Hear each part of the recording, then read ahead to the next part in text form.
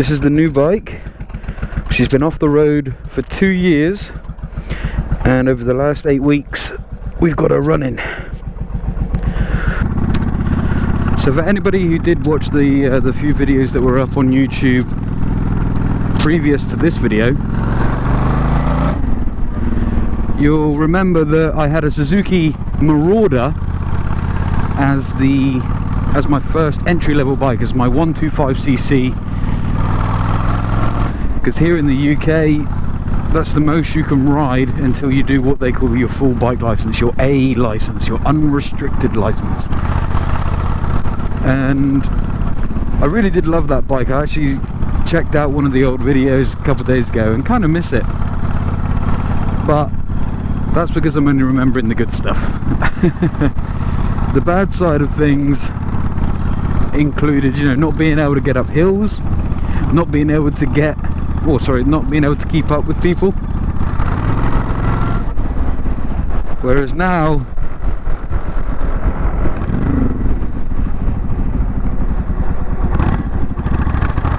this is a completely different feeling. 1400cc, it's a big bike. I'm a huge fan of the 48, Harley 48. One day I will own one of those. That was Paul, he had no idea. Come on mate, what are you doing blowing me with that shit? It's a bit unusual for someone to go from a 125cc to a 1400cc. The price of this bike was what sold it. I wasn't actively looking for a big, hefty bike like this, but the fact that I was able to get it for such a low price due to the fact that it was a non-runner, and I felt comfortable knowing what was wrong with it and what needed doing to make the sale. It's what persuaded me to make the sale.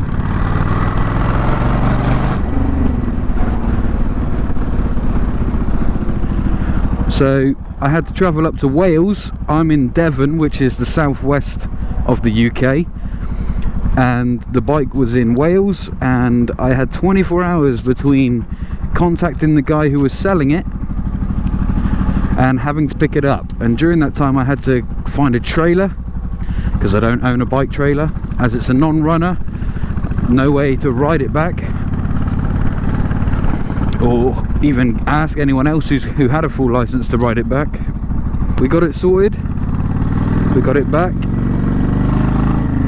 and we got it running. So that's kind of why I haven't really uploaded anything for best part of 3 months, because I sold the Marauder to fund this bike, as well as funding the license. Here in the UK, a full motorcycle license with 3 to 4 days of training at a professional rider training school, and then the tests themselves, it all comes in at around about 800 to 900 UK pounds GBP. So that's about 1100 US dollars. They keep changing the laws here in the UK in regards to motorcycle laws and age restrictions and who can ride what. They just need to make up their minds. So what did we have to do to the bike? Well, when we went to see the bike, I couldn't even attempt, well, I could attempt, I couldn't even try to turn it over. And the reason I couldn't even try to turn it over, as in start it, is because there was no battery in it. No battery, no electricity, no spark, no power. So what did I have to do? I had to get the truth out of the gentleman that was selling it. I had to find out why he was selling it, why the price, and what did it need doing. And I was completely straight with him, and I said, look, I understand it's not going to be a brand new bike. I'm more than happy to get my hands dirty. I like tinkering on bikes, it's one of my hobbies. Can you give me some information?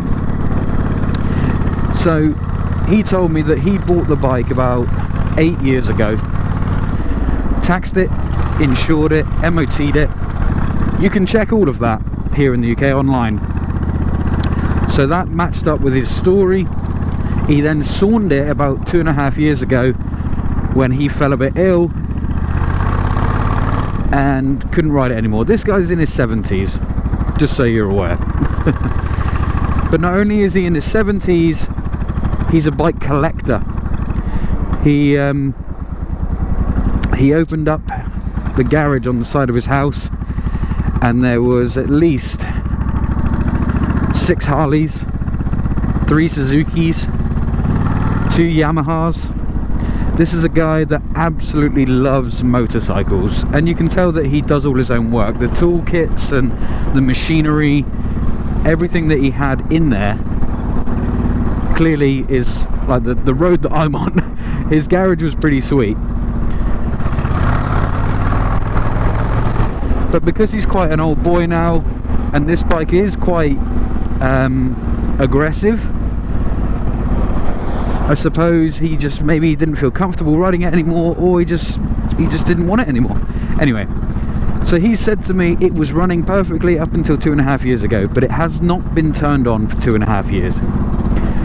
And then he went through a whole list of recommendations of things in which he thought I would need to do in order to get the bike to turn over and run. So the first thing I did was I emptied this bad boy, the fuel tank. The fuel had been sat in there for 2 years. Worst thing you can do, if you take away anything from this little video, worst thing you can do is trying to turn over an old bike on old fuel, because what you're doing is you're priming the system with old stale fuel. It no longer ignites, and you're clogging up your carburetors, your pipes, everything with this horrible fuel that then when you realize it's not going to fire, you're going to have to drain the entire system. So that's a good tip. Don't try and turn over a bike if it's got old fuel in the tank. It's just not worth it. Next, I emptied and replaced the engine oil and oil filters, because again, oil had been sat for 2 years, hadn't been used, so I did that. And it's always a good idea, if you're going to change oil in any vehicle, to do it sort of early evening and leave it overnight if you can. It's always a good idea, because it allows those very last few drops to come out, which are the drops that have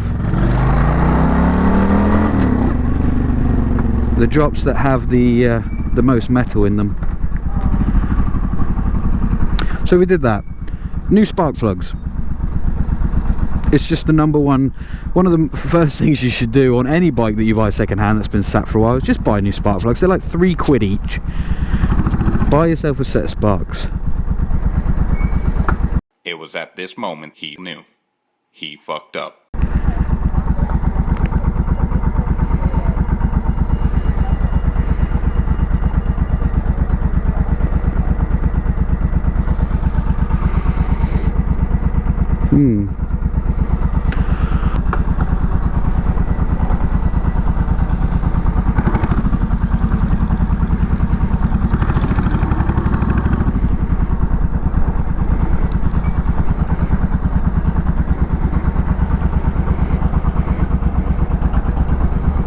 Something's not right here.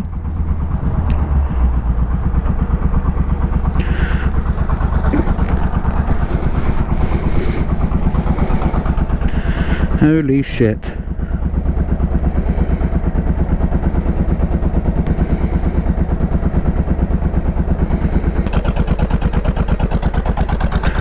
Right, we gotta go back and see if we can find that bolt.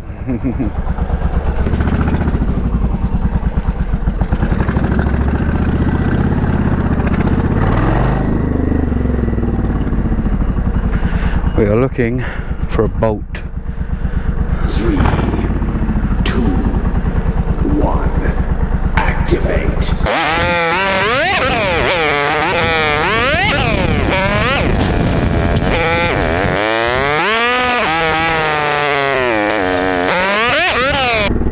Well, I just so happen to be next to a marine shop that sells high tensile bolts. So let's go and see if they've got something that will fit this bastard.